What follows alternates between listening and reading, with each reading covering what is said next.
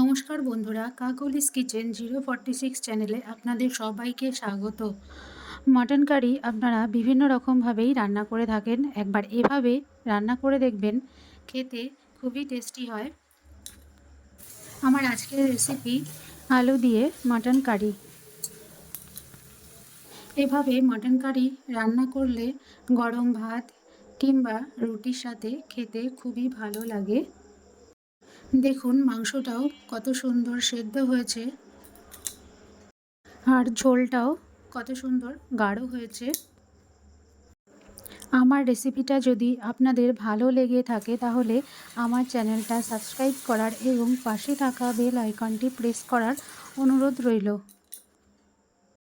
আসুন তাহলে আজকের রেসিপিটা শুরু করা যাক। আমি মাটন কারি রেসিপিটার জন্য আমি 400 গ্রাম মটন ভালো করে ধুয়ে পরিষ্কার করে নিয়েছি।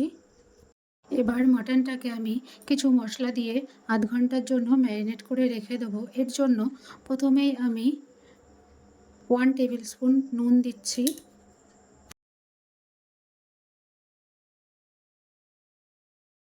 আর দিচ্ছি হাফ টেবিল স্পুন হলুদ,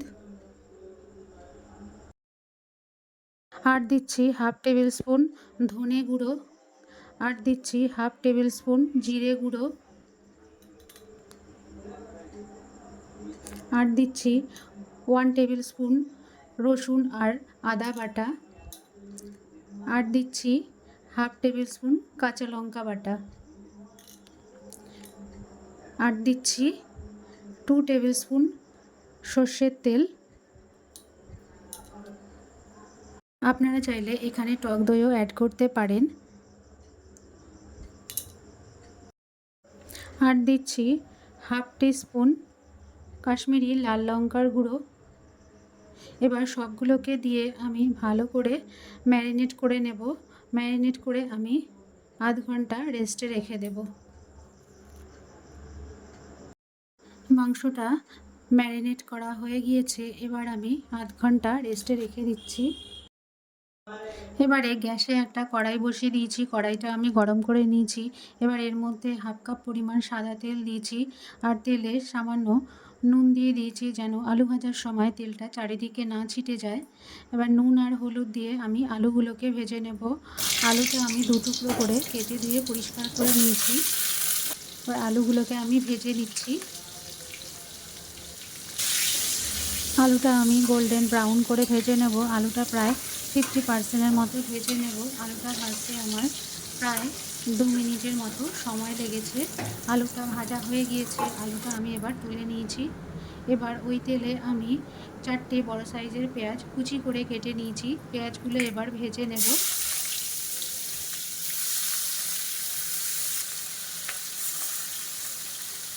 পেঁয়াজটা ভাজার সময় গ্যাসের ফ্লেমটা মিডিয়াম টু লো রাখতে হবে। পেঁয়াজটা আমি 2 মিনিটের মতো ভেজে নিয়েছি। পেঁয়াজটা ভাজা হয়ে গেলে এবার এর মধ্যে আমি আদা রসুনের পেস্ট দিয়ে দিচ্ছি 1 টেবিল স্পুন। এগুলোকে দিয়েও আমি আরেকটু নেড়ে চেড়ে নিচ্ছি যতক্ষণ না আদা রসুনের কাঁচা গন্ধটা যাচ্ছে। এরপর এর মধ্যে একটা তেজপাতা ফোড়ন দিলাম, দিয়ে একটা টমেটো বাটা দিয়ে দিচ্ছি, আর দিচ্ছি সামান্য নুন। এবার সবগুলোকে দিয়ে আমি ভালো করে কষিয়ে নিচ্ছি যতক্ষণ না এগুলো থেকে তেল ছেড়ে আসছে, ততক্ষণ কষিয়ে নিচ্ছি। প্রায় 1 মিনিটের মতো কষিয়ে নিয়েছি। মশলা থেকে তেল ছেড়ে দিয়েছে। এবার এর মধ্যে 1 টেবিল স্পুন জিরে, হাফ টিস্পুন ধনে, আর 1 টেবিল স্পুন কাশ্মীরি লাল লঙ্কার গুঁড়ো, আর দিচ্ছি 1 টেবিল স্পুন শুকনো লঙ্কার গুঁড়ো, আর দিচ্ছি 1 টেবিল স্পুন হলুদ।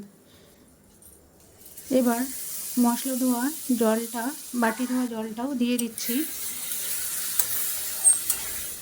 এবার সবগুলোকে দিয়ে আমি ভালো করে কষিয়ে নিচ্ছি। আমি মশলাগুলোকে প্রায় 1 মিনিটের মতো কষিয়ে নিচ্ছি। যতক্ষণ না মশলা থেকে তেল ছেড়ে আসছে ততক্ষণ কষিয়ে নিচ্ছি।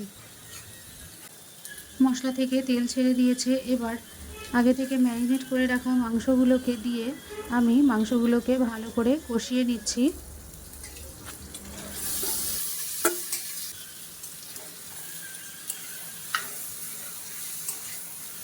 এই পর্যায়ে গ্যাসের ফ্লেমটা আমি মিডিয়াম টু হাই রেখেছি।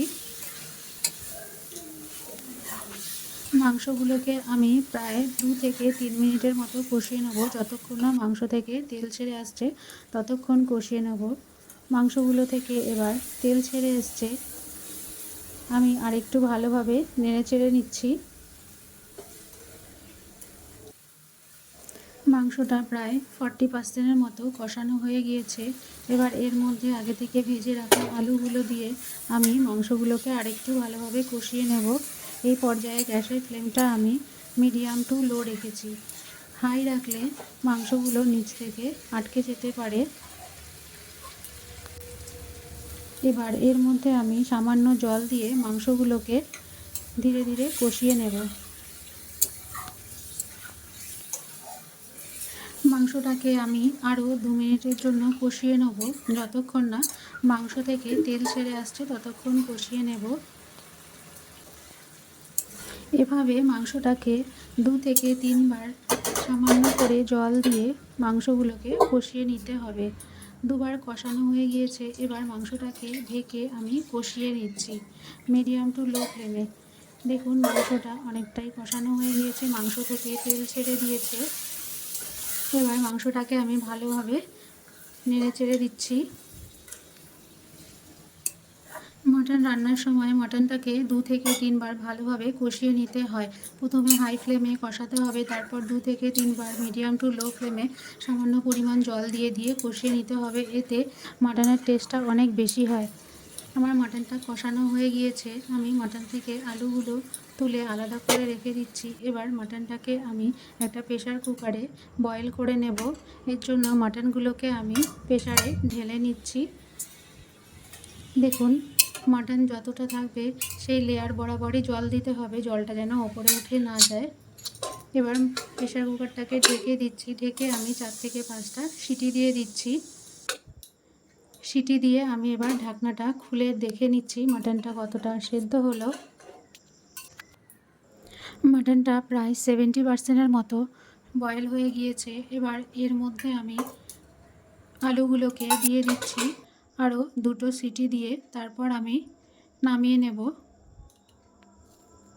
2টো সিটি দিয়ে এবার ঢাকনাটা খুলে দেখে নিচ্ছি মাটনটা একদম পারফেক্ট বয়েল হয়ে গিয়েছে। আমার মোট 6 থেকে 7টা সিটি দিতে হয়েছে। এবার গরম মশলাটা বেটে আমি দিয়ে দিলাম। দেখুন মাটনটা দেখতে কতটা সুন্দর হয়েছে। এভাবে মাটন কারি রান্না করলে গরম ভাতের সাথে খেতে খুবই সুস্বাদু লাগবে। রেসিপিটা কেমন হয়েছে আপনারা কমেন্ট করে জানাবেন। ভালো থাকবেন, সুস্থ থাকবেন।